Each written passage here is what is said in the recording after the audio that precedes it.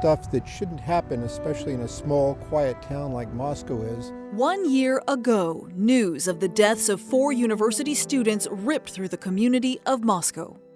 The families of Ethan, Xana, Kaylee, and Maddie are remembering their lives. She was the best child I could have asked for. This thing took one of our kids, but it can't take the rest of us. Now a community is forever changed. I think about halfway through the vigil, I just started crying, and I couldn't stop. In special coverage, KREM 2 is live tonight as the community gathers to reflect on the Moscow murders 1 year later.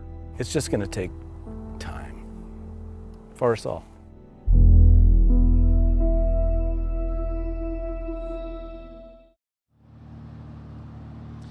Good evening, and thank you for joining us for this special edition of KREM 2 News at 5 tonight. I'm Mark Hanrahan. And I'm Whitney Ward. We are live here in Moscow tonight, exactly 1 year to the day after 4 University of Idaho students were brutally murdered in their off-campus home. Well, tonight we are joining the Moscow community in honoring their lives as Ethan Chapin, Xana Kernodle, Madison Mogan, and Kaylee Gonzalez. And right now we want to take a moment to remember each of them and tell you a little bit about them. As one of 5 kids, 21-year-old Kaylee Gonzalez was described by her parents as the ultimate middle child. She was from Rathdrum, Idaho, and was majoring in general studies and planning a trip to Europe after she graduated. Her sister said Kaylee was constantly chasing adventure and was going to move to Texas to live with her sister, where she already had a job lined up with an IT firm in Austin. Ethan Chapin was from Conway, Washington. He just turned 20 years old the month before he was killed. He was a triplet. His brother and sister were students alongside him here at the University of Idaho. He was also a member of the Sigma Chi fraternity. In the years since his death, they have raised more than $125,000 for the Ethan Chapin Memorial Scholarship Fund. He was dating Xana Kernodle, who was also killed. Xana was 20 years old. She was originally from Arizona, but then moved to Post Falls and went to Post Falls High School. That is where she was active in volleyball, track, and soccer. She was a junior majoring in marketing at the College of Business and Economics. She was also a member of the Pi Beta Phi sorority. And according to her family, she loved her dog, electronic dance music, and going on family trips with her sister and father. She was best friends with 21-year-old Madison Mogan, who went by Maddie. Some described them as close as sisters. She was a senior, a marketing major, and a member of the Pi Beta Phi sorority. She loved the color pink and planned to move to Boise after she graduated to be closer to her boyfriend, and her father described her as the light of his life. She was the best child I could have asked for, and yeah, we miss her so much. Just unimaginable grief, still feeling as fresh as it did 1 year ago on this day. Ben Mogan thinks about his daughter, Maddie Mogan, every single day. In his first interview since his daughter's memorial, Ben Mogan tells KREM 2's Tim Pham how he finds ways to remember his little angel. This is the tattoo that I got to remember Maddie. Maddie Mogan. She is my little angel. Has always been her dad's angel. Having her in my life got me through a lot of dark moments. Maddie is Ben's light, his reason to live. Well, I wouldn't be here without her. Here, living his life, but also here. And hot, not iced, please. At this Coeur d'Alene Starbucks. The last time that we ever went somewhere together, it was here. There used to be a table right over here, and that's the one that we sat at. Yeah, every time I even drive by here, I think about just how much I wish she was here with us. Now Maddie's presence is what keeps Ben going. She was the best child I could have asked for, and yeah, we miss her so much. How are you doing 1 year after? Yeah, we're hanging in there. We've spent a lot of time, together and thinking about Maddie and just trying to live our best lives that she would want us to live, A life honoring the light Maddie started shining since the day she was born. Bright and funny and just fun. She was a fun person to be around. She always had lots of friends, and yeah, she loved music.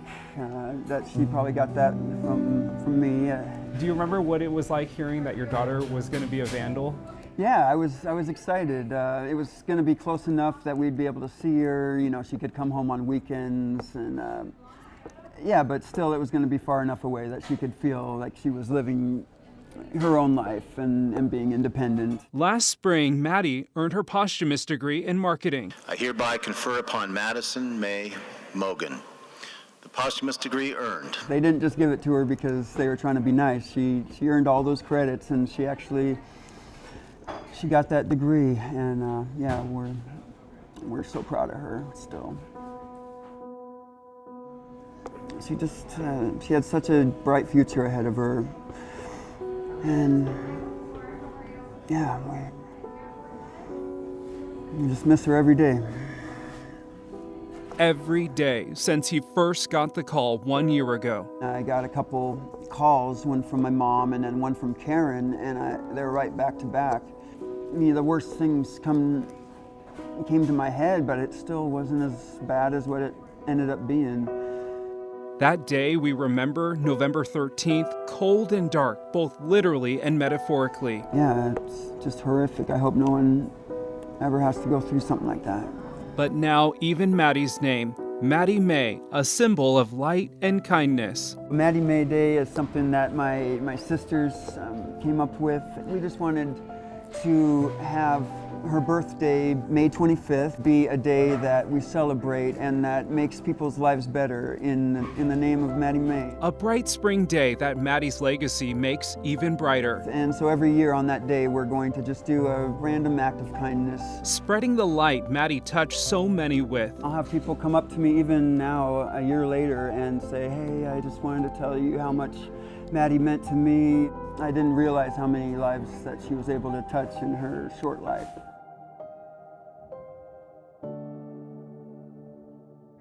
Where are you in the stages of grief right now? I've been able to keep my head up. It's really easy to spiral down after something like this. 365 days missing milestones with his Maddie May. It's why he holds things like this close to his heart. She wrote, Happy Father's Day. I hope you have the best day. I can't wait till we can hang out again soon. This was the last Father's Day card Maddie gave her dad. I'm proud of how far you've come.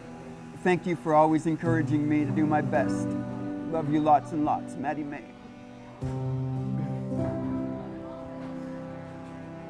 Yeah.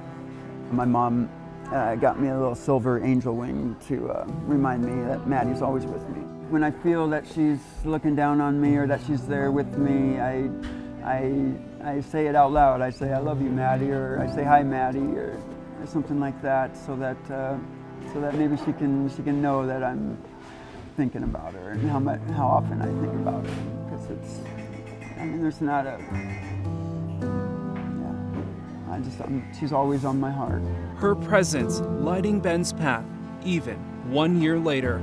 Yeah, so I tell her hi multiple times a day, and maybe she knows.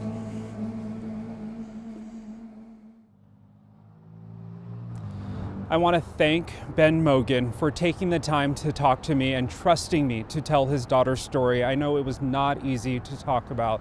Ben tells me that today the family plans to get together and remember Maddie. You can watch my full interview with Ben Mogan on the KREM 2 YouTube page.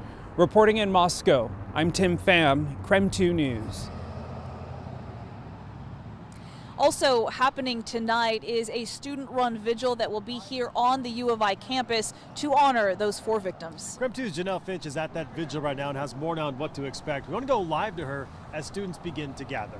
Janelle? In less than an hour, people are set to gather here on the University of Idaho's admin lot to remember the 4 young students whose lives were taken from them 1 year ago. The university vigil is set to begin at 6 p.m. and will be student-led. The event will focus on honoring the lives of the 4 classmates the Vandal family lost 1 year ago today. All 4 victims were each a part of Idaho Greek life. Representatives from their sororities and fraternity are expected to speak. There are also going to be candles and moments of silence to remember the fallen Vandals. The vigil is open to anyone who wishes to attend. I'm really proud of their efforts in what they're going to be doing, because I think they're going to show that while we are moving forward, we're not moving past. We're bringing those individuals with us. And they'll also be conveying thoughts of love and care and support for the families that are still navigating this and will be for the rest of their lives. And so I'm just really proud of our student-led initiative. They're going to do fantastic, and I will definitely be there in support of them. The president of the Associated Students of the University of Idaho is also set to speak tonight. He says it was important that students lead this effort toward healing because it allows them to move forward together. He says fellow vandals Xana Kernodle, Ethan Chapin, Kaylee Gonzalez, and Maddie Mogan will continue to have their stories told and legacies honored. And for those who can't be here tonight, the university is encouraging people here in Moscow and across the world to light their porch lights from 6 to 7 to join in remembering Maddie, Kaylee, Ethan, and Xana. Live in Moscow, Janelle Finch, KREM News.